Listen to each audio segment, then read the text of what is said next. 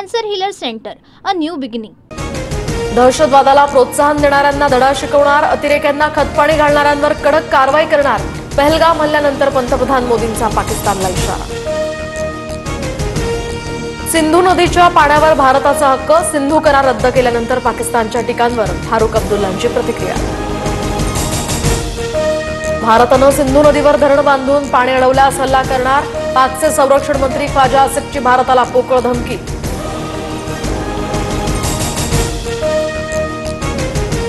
सिंधू नदीसाठी आम्ही टोकाची भूमिका घ्यायलाही तयार, सिंधू जलकरार रद्द केल्यानंतर बिलावल भुट्टोचा जळफळाट।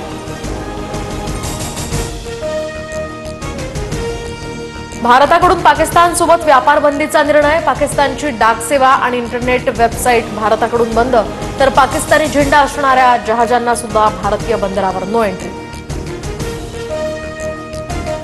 राजौरी हल्ल्यानंतर 2 दहशतवाद्यांची एनआयएकडून चौकशी, तर राजौरी, पूंछ, पहलगाम हल्ले एकमेकांशी संबंधित असण्याची शक्यता। पहलगाम हल्ल्यानंतर नौदल अलर्टवर, समुद्रातनं पाकिस्तानला संदेश, भारत 7 मे रोजी अरबी समुद्रात क्षेपणास्त्र चाचणी करणार। सरफेस टू सरफेस मारा करणाऱ्या अब्दाली या मिसाईलची पाकिस्तानकडून चाचणी, पाकिस्तानकडून भारताला डिवचण्याचा प्रयत्न। पाकिस्तानचा सूचना मंत्री अताउल्ला तरार याचंही ट्विटर अकाउंट भारतात बॅन। पहलगाम दहशतवादी हल्ल्याच्या आधारे भारत पाकिस्तानवर लष्करी हल्ला करू शकतो, तरारनं केला होता दावा। संरक्षण मंत्री राजनाथ सिंह यांचा रशिया दौरा रद्द, भारत पाकिस्तान तणावाच्या पार्श्वभूमीवर हा दौरा रद्द झाल्याची माहिती। घाबरलेला पाकिस्तान, मदतीसाठी सौदी अरब आणि इतर मित्र देशांकडे, तणाव कमी करण्यासाठी भारतावर दबाव टाकण्यासाठी पाकिस्तानकडून विनंती।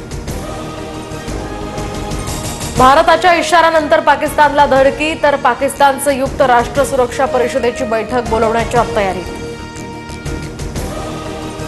जर्मनीच्या बर्लिनमध्ये मोर्चा, जर्मनीतील भारतीय वंशाच्या लोकांकडून पहलगाम हल्ल्याचा निषेध।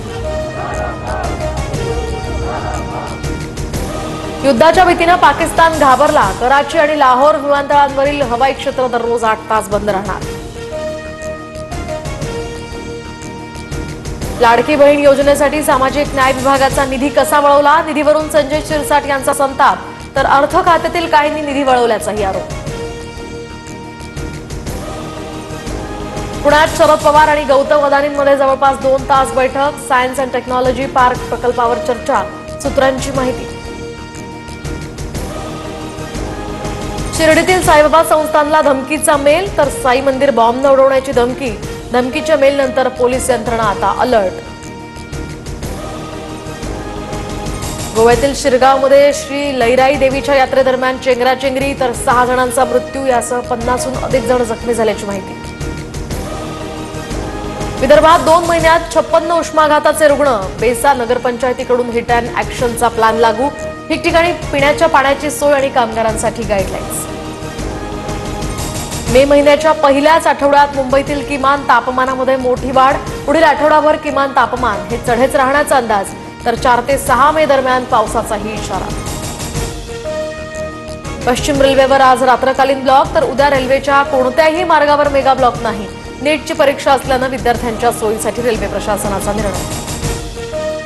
Cancer healer centre, a new beginning.